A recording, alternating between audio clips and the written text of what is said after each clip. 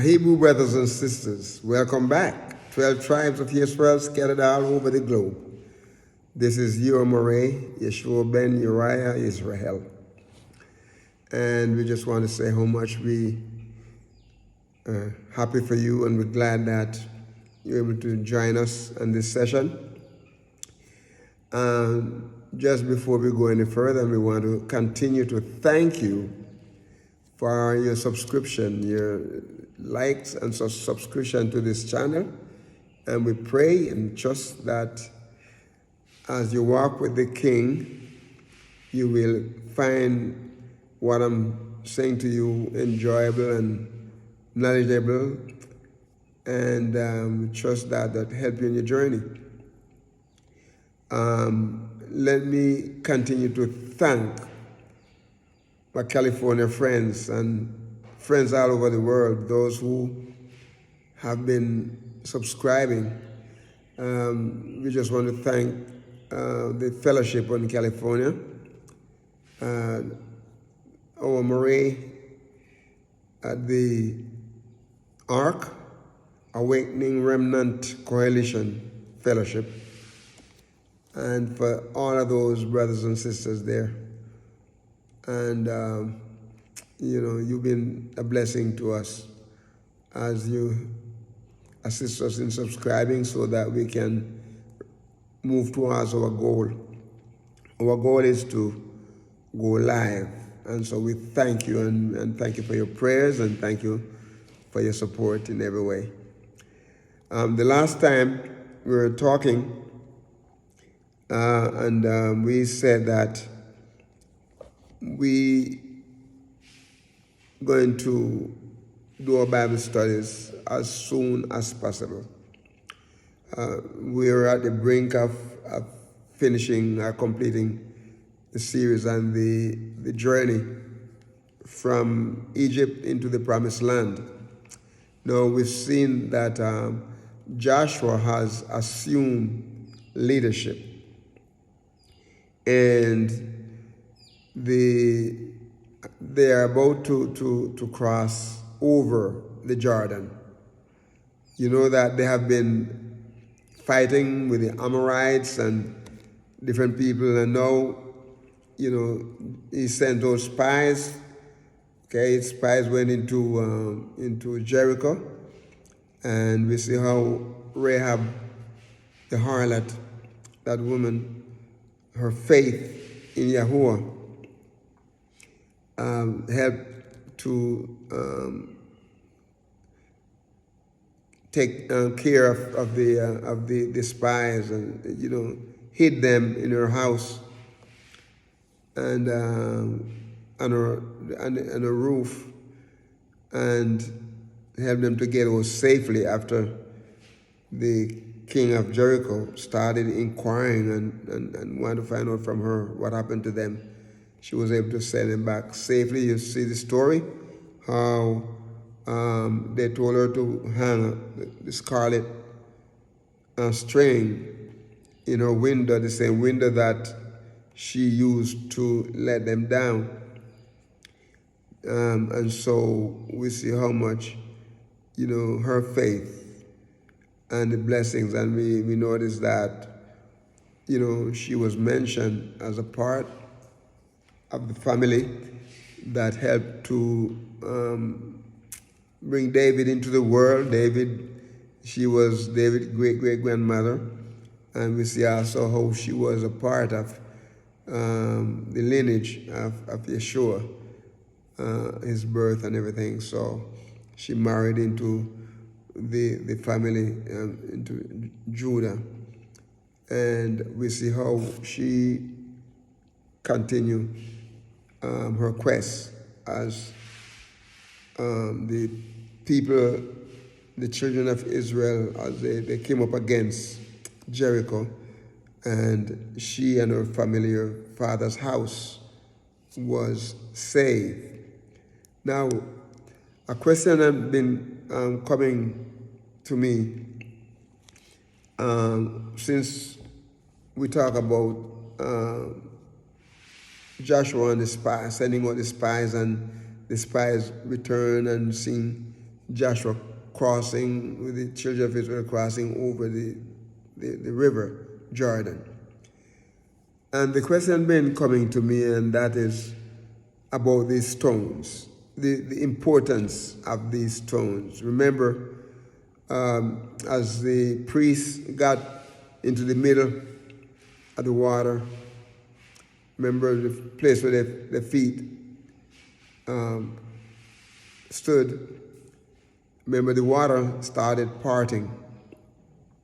And YAHUAH told Joshua to get 12 men, one from each tribe, and they should go and into the riverbank, and they should, or rather the riverbed, and they should pick up 12 stones. Now remember, we said that these stones were not little pebbles. They were not stones that you could pick up and throw. They were big enough stones that probably the men have to get help. Each man might have to have gotten help, because he said the stones that they pick up, they should put it on the shoulder. We know that they were heavy, they were weighty. And because Joshua was going to make memorial with these stones, they could not be small stones. They had to be very large stones that could take the pressure. When he put up this monument, it had to be stone that would take the pressure of the Jordan River. Because when the Jordan River comes down, it is noted that it brings a lot of debris from different places. And when it overflows its bank, it was not an easy river to cross. And, so even those who swim in that river would have a hard time because of the current and everything, based on all of that. So I want you to notice here that YAHUAH's order about the stone is seen in Joshua 4 and verses 1 through Joshua 4 verses 1 through 5. Okay? And in verse 8, it said here, and the children of Israel did so as Joshua commanded, and took the stones, and the 12 stones out of the midst of Jordan, as YAHUAH spake unto Joshua, according to the numbers of the tribes of the children of Israel, and carried them over with them unto the place where they lodged, and laid them down there. Joshua set up 12 stones in the midst of Jordan, in the place where the feet of the priests which bear the ark of the covenant stood, and they were there to this day. Well, what it's saying is that they were there to the day when this book was written. So I'm not sure they would be still there now. It's been hundreds of years, and I think over a period of time those probably be gone. Now the children of Israel done passed through and lived in the land for a number of years. So before they had again journeyed to all over the globe. But he said here that when they asked, he said, put them up. The purpose of the stone was to put them up so that they would be there as a memorial. And that was the objective.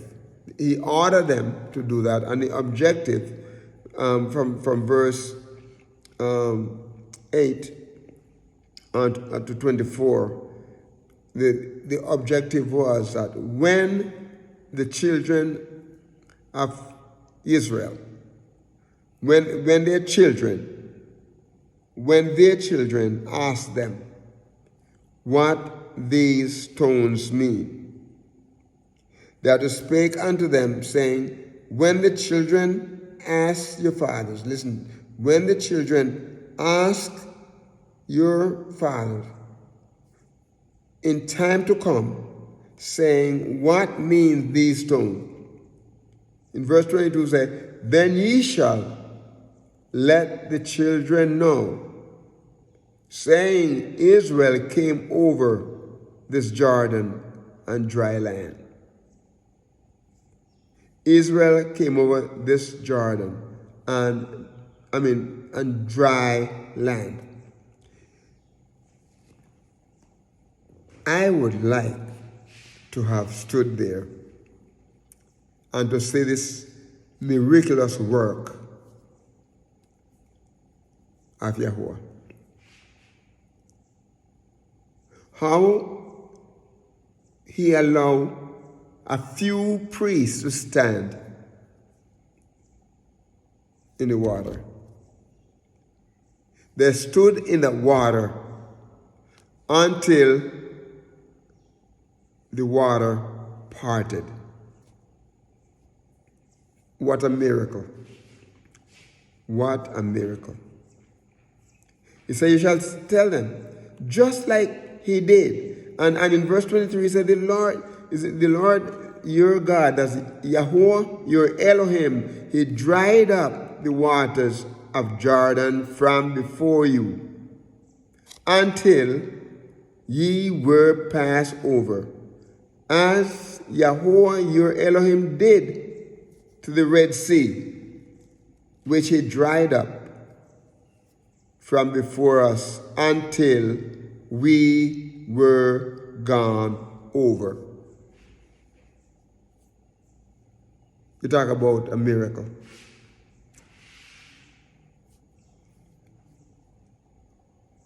Do you know that the same YAHUAH, the same Elohim that did these miracles at the Red Sea and at Jordan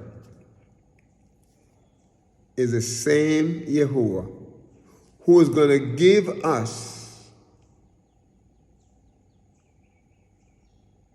the guidance, who is going to protect us. We are all over the world. And those of us who have been awakened and are coming back, we are journeying back to him. The same YAHUAH is going to give us, he's going to give our Hebrew Israelite people the grace, the power. He's going to guide us, he's going to protect us as we make our journey back. The same promise that he had given to the Israelite people, that he was going to give them that land.